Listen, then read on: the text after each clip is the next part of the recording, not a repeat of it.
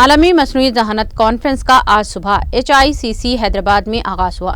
ریاستی حکومت اس 2 روزہ کانفرنس کا انعقاد کر رہی ہے۔ وزیر اعلیٰ ریونت ریڈی اور IT کے وزیر ڈی سریدھر بابو نے اس کانفرنس کا افتتاح کیا۔ اس موقع پر خطاب کرتے ہوئے وزیر اعلیٰ نے واضح کیا کہ حکومت مصنوعی ذہانت کے استعمال، تحقیق کو فروغ دینے اور AI ماحول پیدا کرنے کے لیے پرعزم ہے۔ انہوں نے کہا کہ AI شرکت داروں کے ساتھ کام کرنے کے لیے حکومت تیار ہے۔ وزیر اعلیٰ نے اس موقع پر AI سٹی کے لوگوں کی نقب کشائی کی۔ اس موقع پر مختلف شعبوں پر AI کے اثرات اور تعلیم، زراعت، صحت اور صنعت جیسے شعبوں میں پیداواری صلاحیت کو بہتر بنانے والے AI کے بارے میں علم جیسے کئی پہلوؤں پر اس موقع پر تبادلہ خیال کیا جا رہا ہے۔